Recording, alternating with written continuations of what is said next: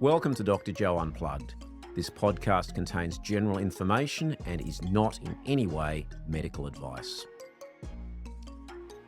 You gotta love when the science, in inverted commas, catches up with the obvious, in inverted commas. Regular listeners to the podcast will know my views on the low-fat dietary guidelines and the elephant stamps that government departments put on processed food to make you think it's healthy when in fact it isn't. And also the rise in obesity, overweight and type 2 diabetes, which started in the early 80s with the introduction of the low-fat dietary guidelines worldwide, which, by the way, were never based on any evidence, and that information is at least a decade old. Nina Tycholz, who is an American writer and author of Big Fat Surprise, has another article in Medscape, and we'll put the link in the description down below, looking at the effect of low-carb diets on people who are overweight, obese, and with type 2 diabetes.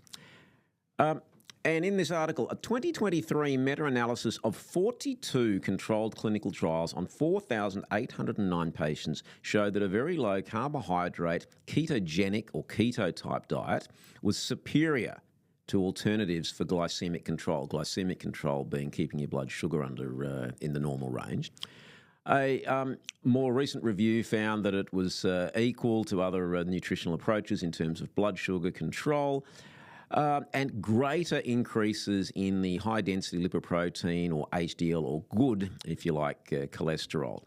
Now, it's always been claimed that these types of diets not only aren't good for you, but they are dangerous. And the case of Dr. Gary Fettke, who was giving advice to his patients, an orthopaedic surgeon in Tasmania, for those who are interested can Google the whole story, who was I suppose, penalised by the medical authorities in Australia for daring to suggest that to his patients that there might be some ways that they could lose weight before they underwent orthopaedic surgery.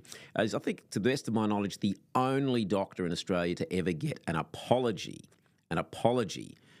from the medical authorities, the medical board. It took 4.5 years, a Senate inquiry, an ombudsman, and full credit to Gary. The other point that's often been said is, these types of diets are very expensive. It's not suitable for people from lower socioeconomic groups. But more work has been done, and this is, again, with credit to Nina Tycholz. Low-carb diets can work for all incomes. So they've done some work in poor areas like the Bronx in New York in putting them on a low-carb or ketogenic type diet. And two things. Number one, it works. And again, it only works if you stick to it. So if people don't follow it, it's not going to work. So there's only one moving part, which is the individual. And number two, they were able to stick with it because it's not that expensive. And there is this view that eating healthy is expensive. There's been a lot of work done that shows it is not the case. It is much cheaper to buy corn on the cob than it is to buy a pack of cornflakes. It is cheaper to buy a kilo of apples than a kilo of muesli bars. In-season vegetables are generally the cheapest form of food that you can get. It doesn't cost a lot to buy a lettuce or a celery or a kale or onions. Now, a separate argument, or cauliflower, or any vegetable for that matter, particularly if it's local and if it's in season. If it's got to come from halfway around the world, it's going to be a bit more expensive. Separate point can be made. People say, well, I don't like eating that. Okay, what you like, that's fine, but that's separate to I can't afford it. And necessarily, if you look at highly processed foods, and we know the worst ones of these are the fake foods, like the fake meats and fake everything else, really should be avoided at all costs. The more processing, the more cost. You've taken a food from the ground or wherever you found it and done a whole lot of additions to it. You've put in additives and preservatives. The more processing, the more expensive. Thus, unprocessed food is typically going to be cheaper. Now, again, some of you are going to say, isn't caviar expensive? Yeah, sure. You don't have to eat caviar if you don't want to. Yes, it is a natural product, and no, it's not processed, but there are a lot of much cheaper alternatives. Why doesn't this get, any airplay? Why have ketogenic and low-carb diets been opposed by the powers that be? Why don't we hear that these diets follow, or eating plans? Let's get rid of the word diet. Eating plans. A lower carbohydrate eating plan, pretty much like people ate right up until the 1980s. And if you look at pictures of groups of people up until that time, you're going to see a far lower number of people who are overweight or obese. It's just a fact. Big public health might not like it, but it's a fact. So a little bit along the lines of the thing, it just seems to be just a bit of reluctance on the part of people who've come out and told you that they know what's best for you because, you know, they work for the government and they've got more letters after their name than you have. It seems to be reluctance amongst some of these people to admit that maybe they got it wrong. Oops. Oh, we told you to eat low fat. Oh, sorry. Not really good. And look, we're sorry, we didn't actually really have any data or evidence to make that recommendation. We told the government to put these elephant stamps on food on the basis of its fat content while ignoring the amount of sugar in it. Oh, oops. When we take fat out of a food, we have to put something in its place, and it's sugar, and us giving it saintly elephant stamps maybe wasn't such a good idea. We're sorry.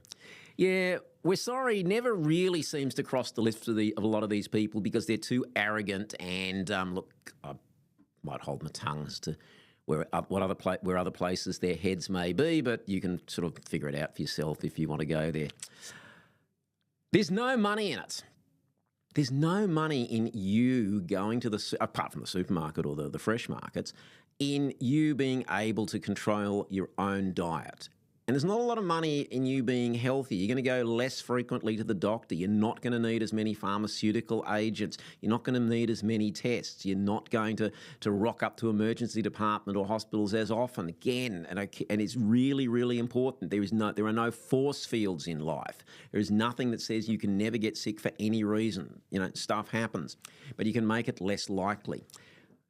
But a lot of these people are on the payroll, and you as a taxpayer are paying for these people. Maybe out of a job if you can figure out what to eat by yourself. And that's what generations have done, really, since the year dot. You know, the cave people went out and hunted and gathered, and it worked for them. And the argument, they didn't live as long as we do. That's right, because they didn't have modern sanitation. They were exposed to the elements. They were exposed to predators. They got into a lot of violent fights with their neighbours. Very, very, and there might not have been enough food. So a very, very different world. But they did not, the caveman and ancient Romans did not typically die of heart disease or of complications of type 2 diabetes. It's a modern affliction. Okay. So what's the bottom line in all of this? And Apex, before we get to the bottom line, some other work which we won't go into in detail. Surprise, surprise, intermittent fasting plus protein pacing may boost weight loss and gut health. Yeah, different take on the same thing. Intermittent fasting tips your body into ketosis. Ketones being a byproduct of burning up fat. Well, if you're wanting to lose weight, it's a good idea to be burning up fat. Ketoacidosis, which is a serious problem and a complication of type 1 diabetes, is completely different to the body being in mild ketosis, which is fat-burning mode. And again, good for gut health. Flavonoid-rich foods and drinks tied to a 28% lower risk of type 2 diabetes. And surprise, surprise, flavonoids are found typically in coloured fruits and vegetables, berries, green tea, apples, coloured food as against beige food in coloured packages. So there's a bit of a theme emerging in all of this, which is that if we put the right types of fuels into our body, it's going to be better for us. If you don't put diesel into a car that runs on unleaded, nobody would think of doing that. But we go around the supermarket, and that's effectively what a lot of us are doing in terms of what we're putting into the supermarket trolley and then into our bodies. And we're doing it on the basis that the people who are supposed to know what they are doing have told us to do it and we're dutifully doing it, and then we wonder why we're struggling, why we've put on weight or why we're struggling to lose weight. So really all of that just needs to be thrown out. And a simple tip, don't make it complicated. You go to the supermarket, shop around the perimeter, you're going to find the fresh fruits and vegetables. A lot of supermarkets are configured this way, not all, but most. Fresh fruits and vegetables, your meat, fish, chicken, dairy section, frozen section. And look, frozen veg and frozen products are okay, specifically frozen veg. You don't have to buy the frozen pizzas. If you want it once a fortnight, it's okay.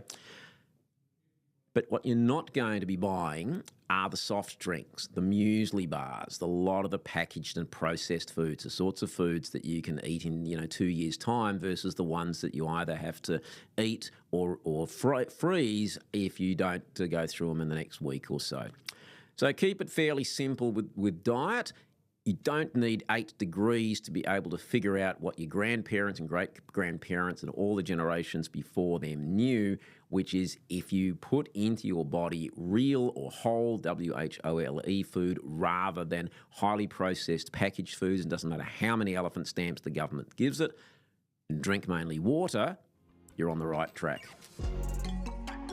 Thanks for listening to Dr. Joe Unplugged. If you enjoyed this podcast, please subscribe, like, and share. You can also follow it on all the socials. There'll be new content uploaded each week.